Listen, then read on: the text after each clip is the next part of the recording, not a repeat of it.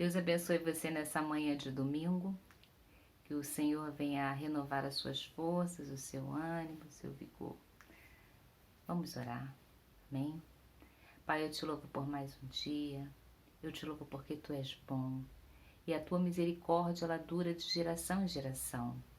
Eu te louvo, Senhor, porque antes de nós passarmos tudo o que estamos passando nesse momento, o Senhor já sabia, pela sua onisciência, onipresença e onipotência, e o Senhor já estava suprindo todas as nossas necessidades, nos guardando, nos abençoando, guardando a nossa casa, a nossa família, a nossa igreja. Por isso nós te louvamos, Pai. Obrigado pela Tua palavra, que ela é rica, ela é um tesouro imensurável. Obrigado por tudo que o Senhor tem feito por nós. Abençoa a vida do meu irmão que está do outro lado, da sua família, da sua casa, da sua parentela, da sua vizinhança. Guarda-nos, Pai, na Tua presença. É o que te peço agradecido em nome de Jesus. Amém. Nós estamos nessa manhã fazendo uma recapitulação da nossa lição de número 9. A devoção e a palavra. O nosso irmão Rogério já lecionou essas lições, divididas em duas partes, e hoje o irmão Teixeira trouxe a primeira parte, a devoção, e agora eu estou com a segunda parte, que é a palavra. Eu louvo a Deus por essa oportunidade que o Senhor tem nos dado. Então, como bem disse o nosso irmão Rogério, na sua lição, a palavra de Deus, ela é a verdade. Ela não só contém a verdade, como ela é a verdade. E nós precisamos crer nisso. Existem pessoas que colocam em dúvida sobre a palavra de Deus.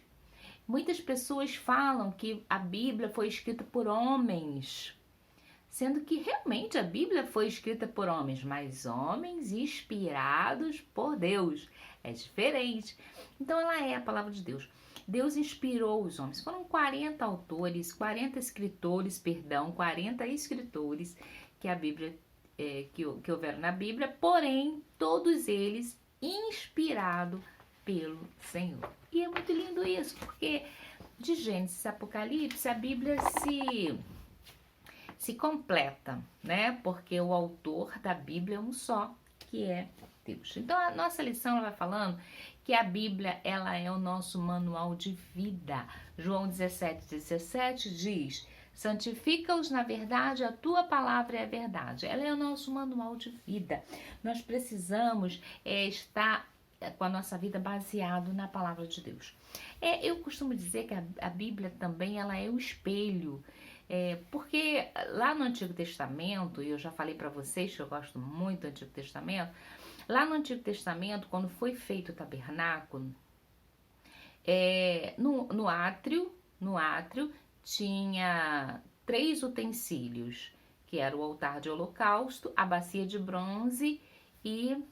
Perdão, 2 utensílios, o altar de holocausto e a bacia de bronze. Isso ficava no átrio, 2 utensílios. E o altar do holocausto fala de sacrifício, de entrega, né? De ofertar. E quando a gente aceita o Senhor Jesus, é isso que acontece na nossa vida. Nós estamos nos ofertando ao Senhor. O Senhor recebe, né, a minha vida nas tuas mãos. Então, eu estou me ofertando como sacrifício ao Senhor. E logo depois do altar de holocausto, do altar de sacrifício, o próximo utensílio era a bacia de bronze, onde se colocavam água e os sacerdotes tinham que lavar as mãos ali para poder entrar no lugar santo e no santo dos santos. Então, assim, aquela bacia de bronze, ela foi feita com os espelhos das mulheres, porque naquela época não tinha espelho como a gente tem hoje. O espelho era um bronze polido. Ele era tão polido que o reflexo da pessoa se via nele. Então os espelhos eram feitos de bronze. Moisés pediu esses utensílios às mulheres e elas doaram seus espelhos para ser feita a bacia de bronze. Então aquela bacia de bronze feita de espelho se colocava água. E é muito interessante que é o único utensílio lá do tabernáculo que não tem medida. Todos os outros utensílios, Deus deu uma medida, tantos côvados, tantos côvados, tantos côvados, mas a bacia, ele é o único utensílio que Deus não deu medida. Por quê? Porque naquele utensílio, naquele móvel, era colocado a água que lavava as mãos do sacerdote, que ele purificava o sacerdote. E aquele utensílio, a bacia de bronze, ela simbolizava a palavra de Deus. Isso quer dizer que não existe uma medida para eu usar a Bíblia, eu preciso mergulhar. Isso quer dizer que a cada dia ela se renova, se renova, se renova. Então eu não preciso pegar apenas o Salmo 91, colocar aberto na minha casa, porque ele vai proteger a minha casa. Não, eu preciso mergulhar na palavra, porque ela é a bacia de bronze, ela é um utensílio de purificação. Então a Bíblia, ela é rica, ela é o espelho que vai me dizer se eu estou certo, se eu estou errada, que o que eu estou fazendo, ela é a palavra de Deus. Então ela é inspirada, ela é o manual de vida, ela é o alimento espiritual, ela é tudo que nós temos e nós precisamos ter essa convicção na nossa vida, né?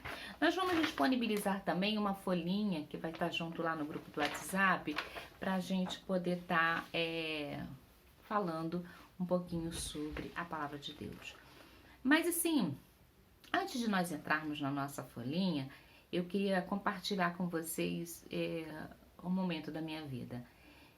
Alguns anos atrás, bastante tempo, acho que uns 24 ou 25 anos atrás, eu recebi, perdão, até mais, meu filho tem 27, eu acho que uns 26 para 27 anos atrás, eu recebi uma promessa do Senhor que eu iria pregar, que eu iria ensinar, né, lecionar, que eu iria ir para muitos lugares, falar com muitas pessoas, edificar muitas vidas, que Deus iria me usar, etc.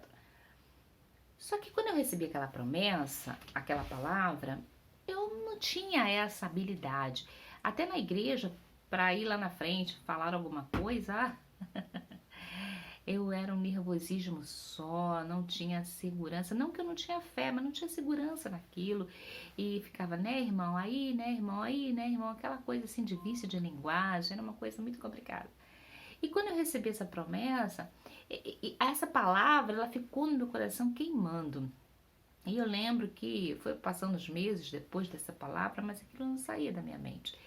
E eu comecei a orar e falar, Senhor, se tu tens uma promessa na minha vida, eis-me aqui, eu quero que essa promessa se cumpra. E a primeira coisa que Deus fez quando eu comecei a orar nesse sentido, a primeira coisa que Deus fez foi colocar um desejo no meu coração de me aprofundar na palavra de Deus, de mergulhar, de conhecer. E eu lembro que eu fui fazer um seminário numa igreja próxima da minha igreja, da minha casa, perdão. Eu fui fazer um seminário básico. Eram uns 2 anos de seminário, mais ou menos.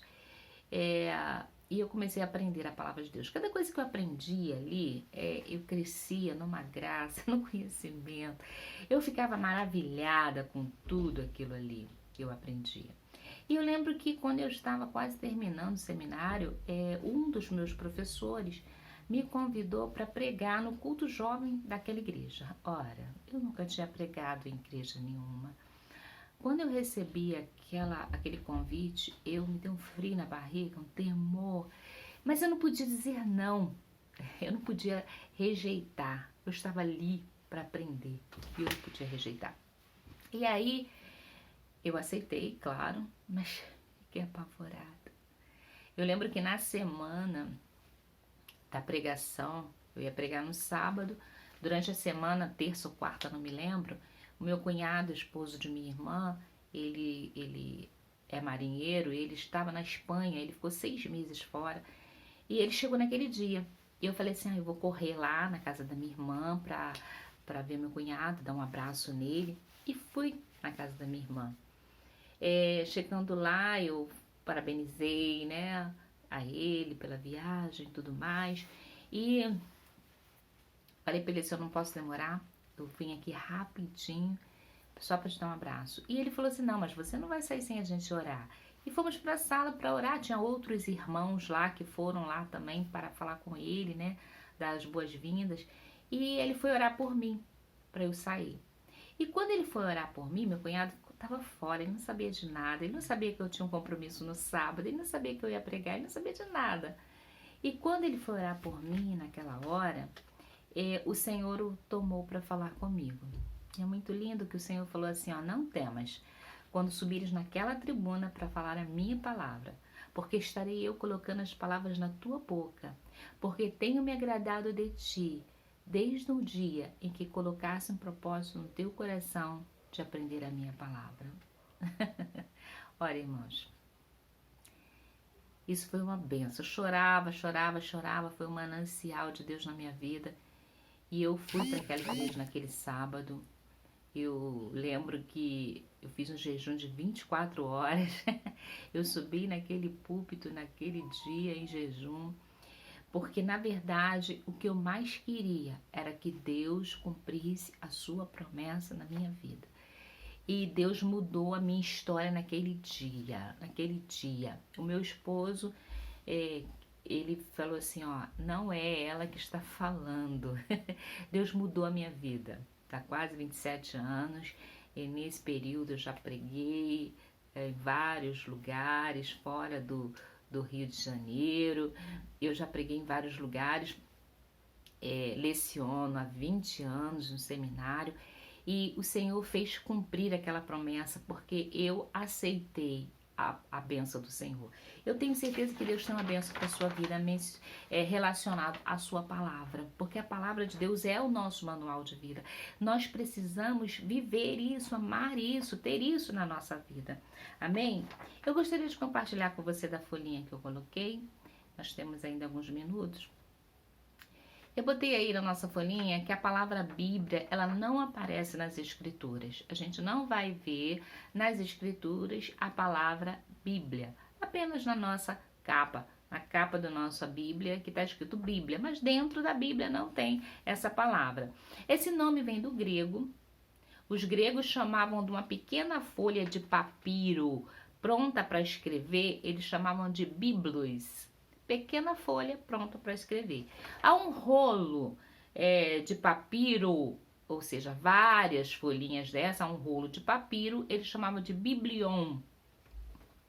E há vários desses vários desses eram chamados de Bíblia. Portanto, a palavra Bíblia quer dizer coleção de livros pequenos. Então, é muito interessante que a gente até traduz a palavra Bíblia como biblioteca, porque na nossa Bíblia existem 66 livros, é uma coleção de livros. E o interessante é que todos inspirados pelo Senhor.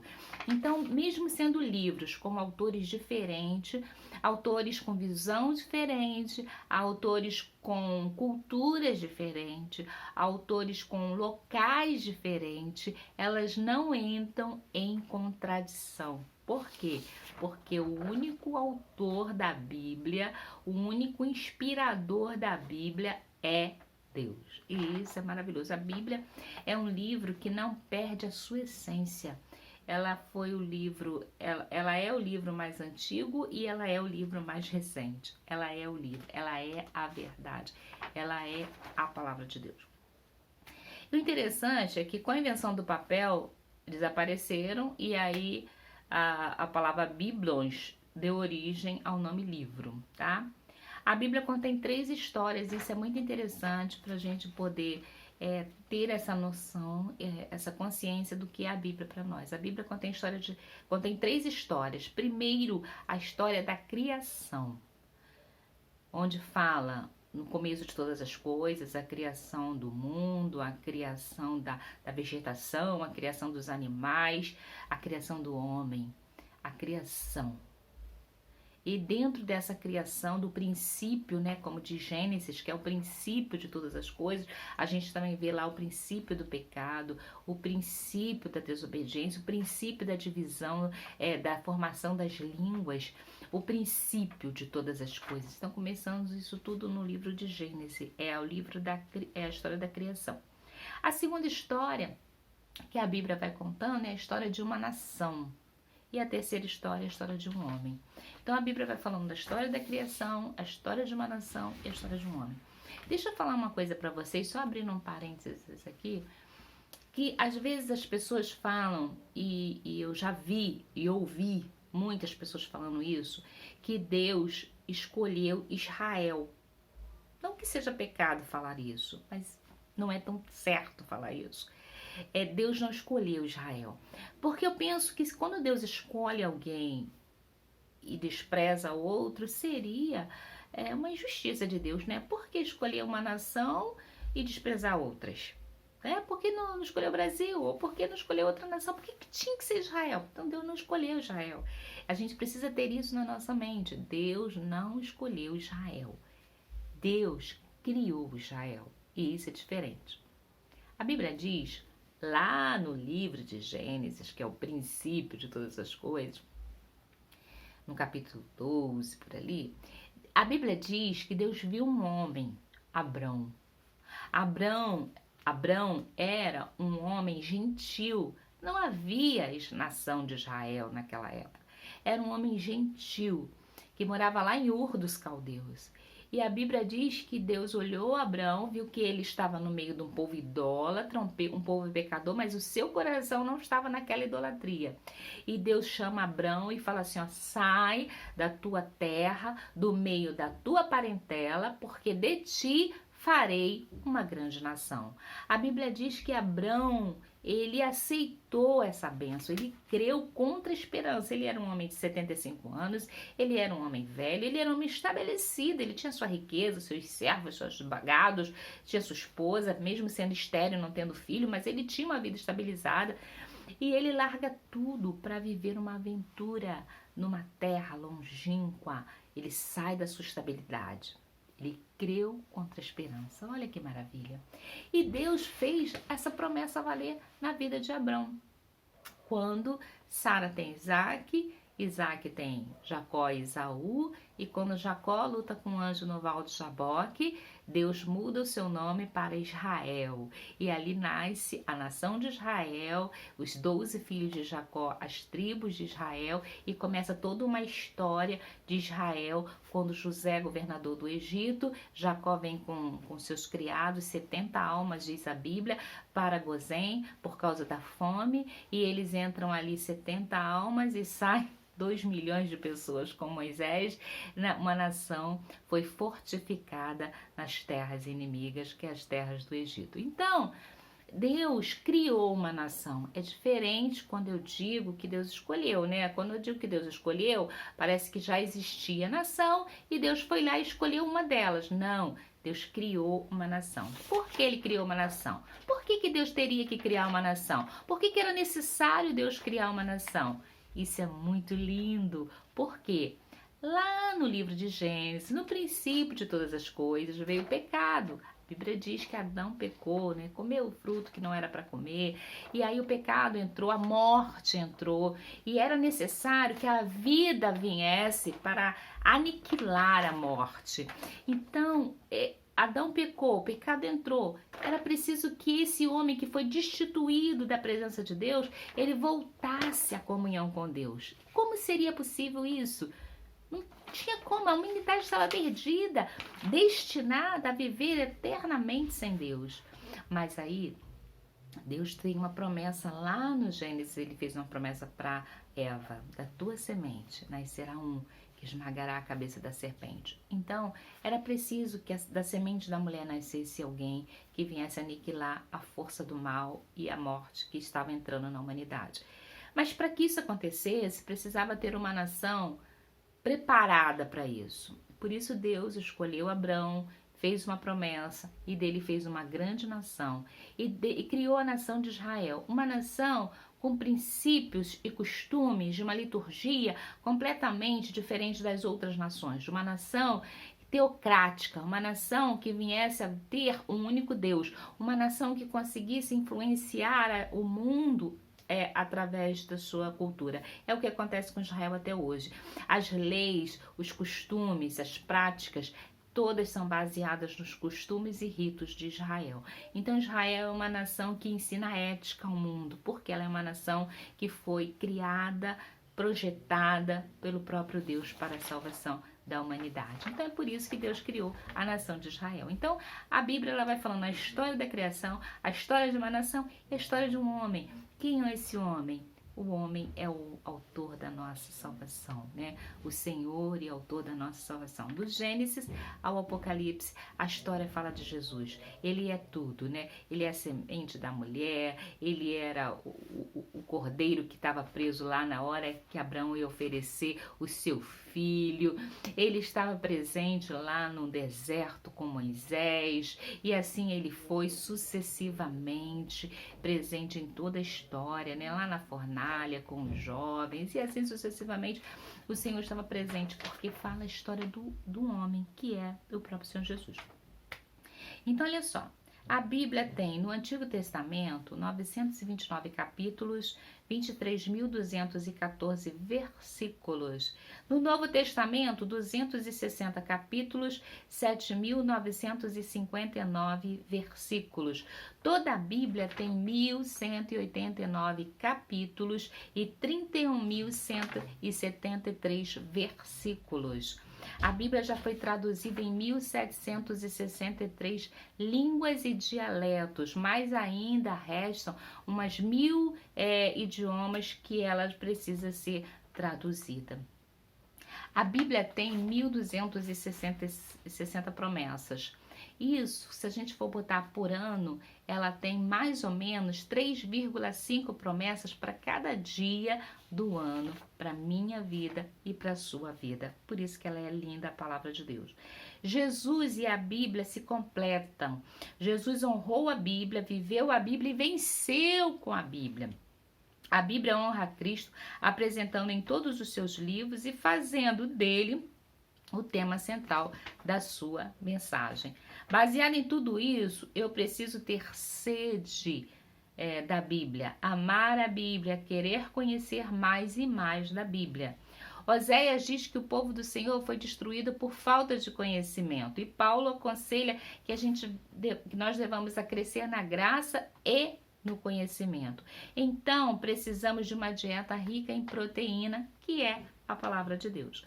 Não podemos medir a inspiração da Bíblia.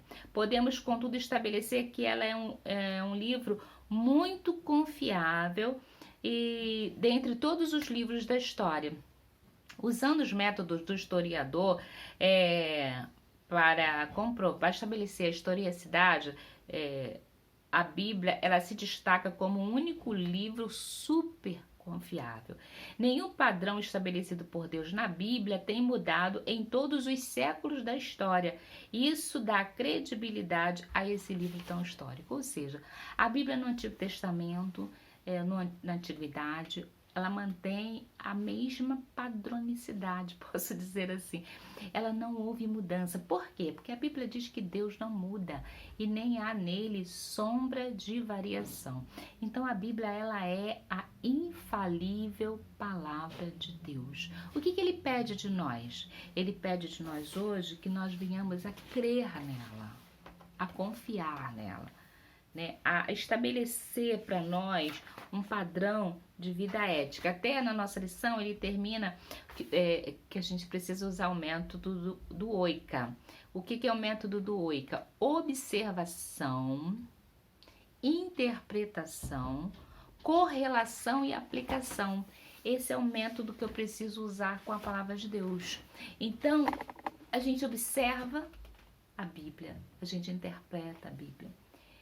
Quando nós temos alguma dúvida sobre alguma parte, algum texto da Bíblia, como bem falou o nosso irmão professor Rogério, nós precisamos pedir ao Espírito Santo que venha nos ajudar a interpretar a Bíblia, a viver a Bíblia de uma forma coerente. Isso é maravilhoso, porque ele tem resposta para tudo, né? A Bíblia é maravilhosa. Eu lembro que quando eu era nova convertida, eu tinha 15 anos naquela época. Eu me converti, eu tinha 14. Eu tinha 15 anos. Eu me converti, eu tinha 14. Com 15 anos, eu comecei a namorar o meu esposo e eu ia ficar noiva. Eu tinha 15 anos, eu ia ficar noiva, porque eu me casei com 17 anos. E eu ia ficar noiva com ele no domingo, e eu lembro que durante a semana eu fui à casa de uma irmã, amiga minha, para costurar umas coisinhas na máquina dela, que a minha mãe não tinha máquina de costura, e eu fui lá na casa dela para costurar. Só que eu cheguei lá, ela não estava em casa, ela tinha saído. Naquela época não tinha telefone, né? Nem WhatsApp pra gente falar, 40 anos atrás. E aí eu chamei, ela não estava. E a vizinha que veio me falar, não, ela saiu, não tá aí e tal. E a vizinha era crente, e da Assembleia de Deus, todos crentes. E aí ela falou assim, nós vamos fazer uma oração agora, você não gostaria de participar? E como é que eu ia dizer não, né, para uma oração? E eu falei, não, tá bom, eu participo. E eu entrei na casa dela e fomos orar, chegou mais uma outra senhora, e nós fomos orar, ajoelhamos e tivemos um período de oração. E depois que nós oramos, a senhora que estava lá, uma senhora idosa, cabelo branco, e a dona da casa também era uma senhora idônea, eles começaram a me entregar algumas revelações que tiveram de Deus para minha vida. E aí, dentro dessas revelações, eles falavam assim, eu te via na beira de um poço e tinha um laço negro em volta de você e um homem todo de preto do seu lado, com os olhos vermelhos como fogo, com as mãos assim pronta para te empurrar dentro do poço. E aí a moça perguntou assim, você vai acontecer alguma coisa com você? Você tá comprometida, alguma coisa? E a dona da casa, que já sabia, falou assim, ela vai ficar noiva, ela vai ficar noiva essa semana. E aí a senhora falou assim, olha, esse seu noivado não é de Deus, esse seu noivo é um lobo disfarçado de ovelha, e é um laço do diabo para sua vida. Na sua igreja ninguém falou isso para você? Eu, praticamente uma nova convertida, né? Nunca ninguém tinha sido usado por mim naquela época. Eu falei, não. Aí ela falou assim, olha só, Deus desfaz casamento até na porta da igreja. Você busca Deus, orientação de Deus, porque não é de Deus esse casamento. Eu saí daquela casa completamente perdida. Primeiro, eu era nova convertida, tinha 1 ano e pouco de conversão. Na minha igreja, era uma igreja responsável, coesa, equilibrada, mas nunca ninguém tinha sido usado para falar comigo, entregar revelação, visão, nada disso. Eu era uma nova convertida. Na minha casa, na casa de meus pais, ninguém era crente. Eu era a única crente na casa da minha mãe. Eu fui a primeira a me converter. Eu saí de lá sem saber o que eu ia fazer, porque como que eu ia falar para meus pais que eu não ia me casar, porque meu noivo, que era crente, era um lobo disfarçado de ovelha. Se eu chegasse para minha igreja e falasse com o meu pastor, pastor, eu não vou casar, não vou ficar noiva porque eu recebi essa visão, e o pastor falasse, não é assim, ia ser a palavra do pastor contra a palavra de Deus. Então a minha mente, ela rodou. Eu lembro que eu cheguei em casa, eu fui pro quarto, eu me ajoelhei, eu chorava, e na minha mente eu falava assim, Senhor, o que eu vou fazer? Eu não tô entendendo, Senhor, eu não tô entendendo. E aí, é muito interessante que Deus falou comigo naquele dia, porque eu não sabia o que eu ia fazer. Quando eu terminei de orar, que eu só chorava ali, com as alianças, que eu peguei a aliança na minha gaveta, eu só chorava. Quando eu abri a Bíblia, eu precisava que Deus falasse comigo, porque o pastor da minha igreja ia ser a palavra dele. A irmã lá disse que foi Deus que revelou. Eu ia fazer o quê? Eu abri a Bíblia. Eu lembro que saiu um texto no livro de Jeremias. Eu acho que é capítulo 31, versículo 29, eu não me lembro.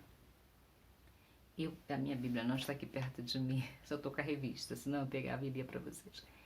Eu sei que eu abri a Bíblia e li o seguinte, no texto, assim diz o Senhor, manda a todos do cativeiro uma palavra acerca de Semaías, o Neelamita, porquanto Semaías vos profetizou quando eu não o enviei e vos fez confiar em mentiras. Esse era o texto. Irmãos, quando eu li isso na palavra do Senhor, eu não tive dúvida de que aquela revelação que eu havia recebido naquele momento não era do Senhor. Deus, através da sua palavra, confortou o meu coração e me deu segurança naquilo que eu estava fazendo. Fiquei noiva no domingo com meu marido, me casei 1 ano e 1 mês depois do nosso noivado, e esse ano nós vamos fazer 39 anos de casados. Tenho 3 filhos, 2 netos e nós vivemos em paz. Porque Deus me revelou, me confortou através da sua palavra. Então a Bíblia, ela é o nosso manual, ela é a nossa regra, ela é a infalível palavra de Deus e eu preciso crer nisso. Que Deus possa alegrar o seu coração, possa falar profundamente a sua vida e que você possa viver a Bíblia como regra de fé e prática. Que Deus te abençoe. Em nome de Jesus. Amém.